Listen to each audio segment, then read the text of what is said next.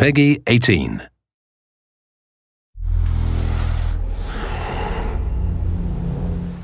Hi, my name is Ashraf Ismail, Game Director of Assassin's Creed 4 Black Flag, and I'm very proud to be showing off the Caribbean open world.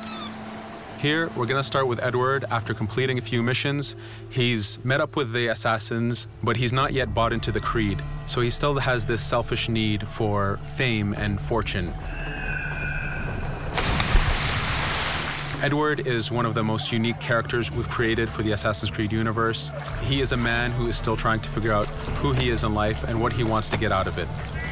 At this point in the story, he still wants that fame, so one way to get it is to complete these assassination contracts. This is a way to make money and to gain a bit of notoriety. So here we go. We have 2 targets to take out, 2 Templar brothers. So we're going to accept the contract, and the world map is going to show us where this contract takes place. So we see here that the contract is actually very close to us. It starts in the village we're in, but as we zoom out, we want to show you the world that we have. Many locations, over 50 locations, centered by Cuba, the Bahamas, and Florida up north. This is a massive world. There's a lot to find and do in this Caribbean Sea.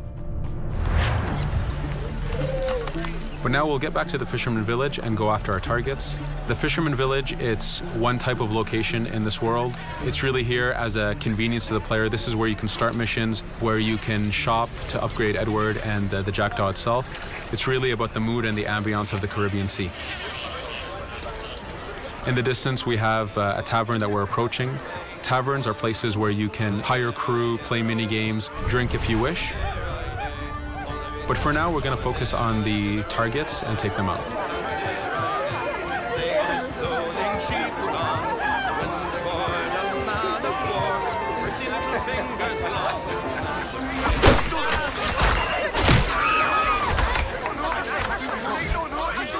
Now that we've taken out one brother, the other one's going to bolt.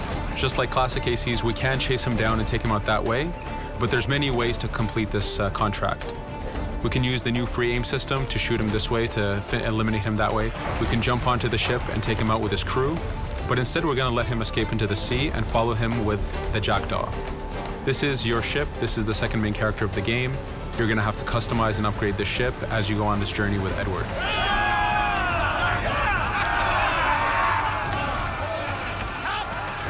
We've seamlessly gone from a ground chase right into a naval chase. We could destroy the ship and complete the contract that way, but instead, using the spyglass, we can see that he's carrying a lot of rum. Rum is important in the economy system. It's one way of making a lot of money if you sell it properly. So instead of destroying the ship, we're going to plunder that ship. Fire! Here you can see the upgrades that we've made into the naval combat. Using the front cannons, you can shoot chain shots to slow down the ship. Using the new round shot mechanic of trajectory aiming, you can aim for the hull and do a lot of damage this way. This specific enemy is what we call a frigate. Frigates are the type of ships that you need to destroy as fast as you can, because the longer the fight lasts, the more damage they're capable of doing. We have other enemy types like the Charger or the Man of War. The Man of War is a massive ship capable of carrying over 100 cannons. These are ships that you really need to upgrade to be able to face. But now that this frigate has been demasted, we can start the boarding. Boarding, it's very important. You are a pirate. This is how you gain cargo. This is how you take on ships. So here we can start the boarding from any orientation or angle we wish. The distance even matters. If you get too close, the 2 crews will just jump right into each other. If you start a bit further, you can jump in the water and go in for a sneak stealth attack. We have 2 objectives to accomplish for this boarding.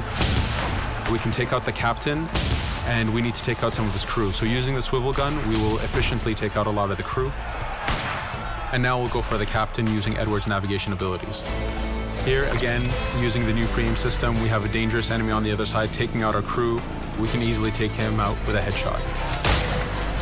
So what we see here is that 2 ships have come together to create this 3D environment where, using your assassin abilities to navigate, to be stealthy, you can take the advantage and get the kill by surprise. Now that we've taken out the captain, we still need to take out a few of the crew members to complete this boarding.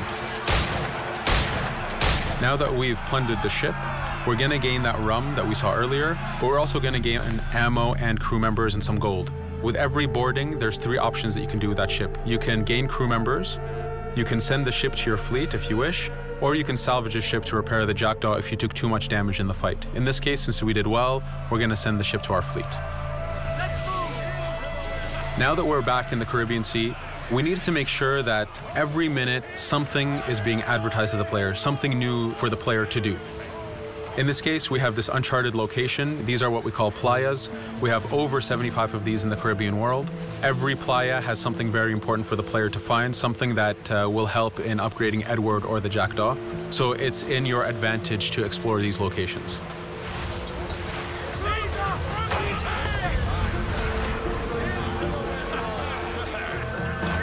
Again, for us, seamlessness is very important. We needed to be able to explore this Caribbean world without having too much interruption in the action. So being able to just let go of the wheel anywhere we want, jump into the water, and swim over to that location. This is very important for the mood and the immersiveness of this Caribbean open world.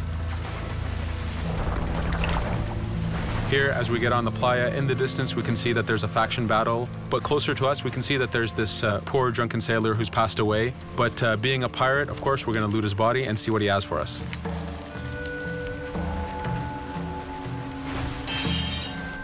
So we found a treasure map.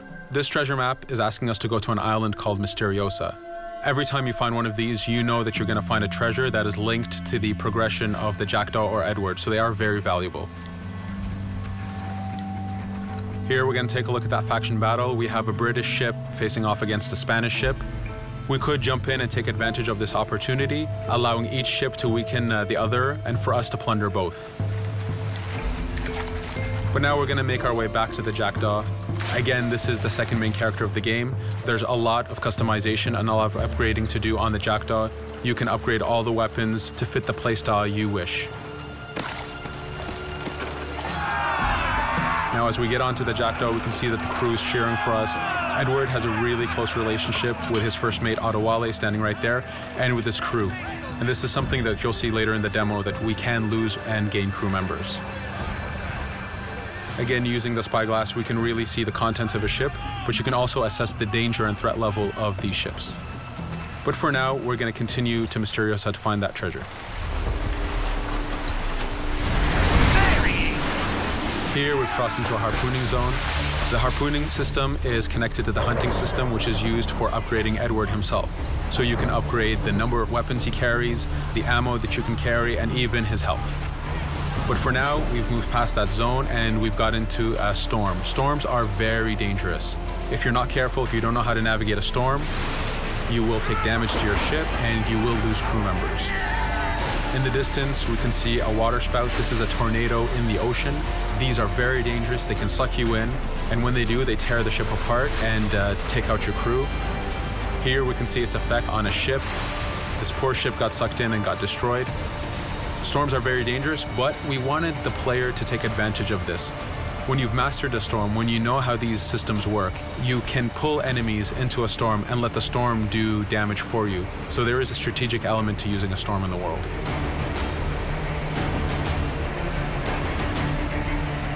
Here we can see that the storm is dying down a bit, but there's still this torrential downpour. It was very important for us to get the real mood of and the atmosphere of the Caribbean in the weather cycles and in the daytime cycles.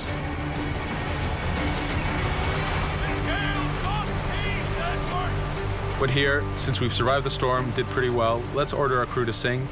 Sea shanties are a part of this game. It's a collectible that you can find in the world. So the more you find, the bigger playlist you have for your crew. But for now, we've made it to Misteriosa. So again, we're going to seamlessly get off our ship and explore this location. Misteriosa is a Mayan ruin. Mayan ruins are heavy with stealth and navigation capacities. There's a lot of treasures and hidden discoveries to be found in these locations.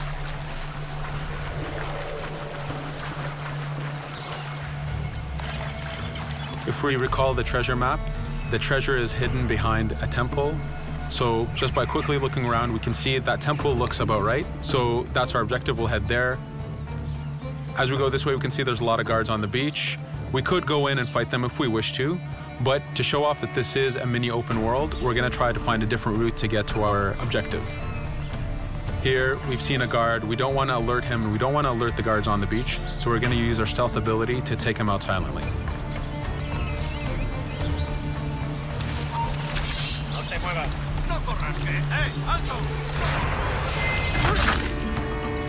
With AC3, we were able to push the navigation in the frontier, which means using natural environments like trees and rocks and so on. Mayan ruins are the perfect place where we mix man-made structures and these natural environments. So you really get to feel how far the navigation abilities of the assassin have come since the original game. In the distance there, we can see another part of the island being blocked off by a patrol of guards. We're going to avoid it for now and go for that treasure.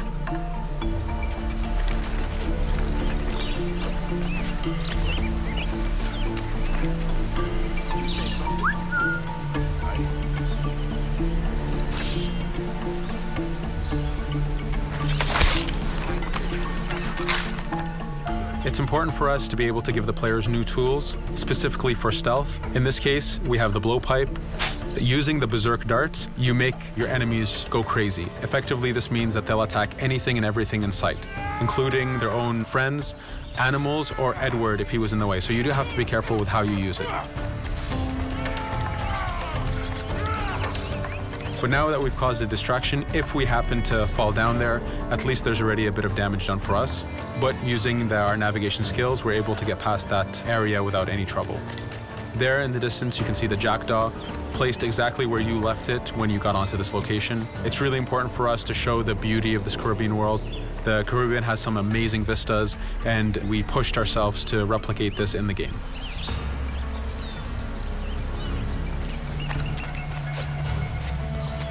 As we continue forward, we can see in the distance there's a couple prisoners that are taken hostage.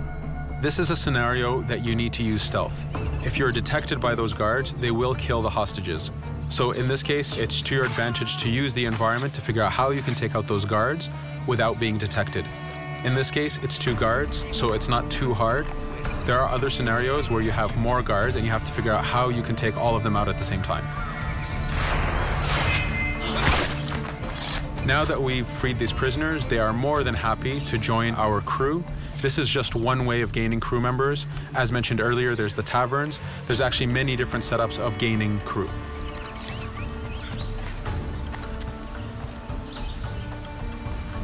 Here, we're going to go back to the treasure map.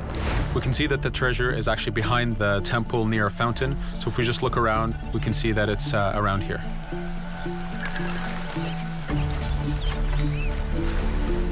Now that we've found the treasure, what we've actually found is a blueprint. Blueprints are incredibly valuable for the upgrading of the jackdaw. This is how you can upgrade the biggest and most devastating upgrades of the ship. So here we're approaching a reach high point. Just like classic ACs, synchronizing with a reach high point reveals the contents of a location and the map itself. But as an added feature, because this game world is so huge, there are many different locations, this also becomes a fast travel point. So now you can, by synchronizing, now you can come back here anytime you wish to collect those treasures that we passed up a bit earlier. Here we've reached the end of the demo. This was a tease of the open world that we have. We're very excited to be able to show off this game and to let you play it very soon. Thank you for joining us.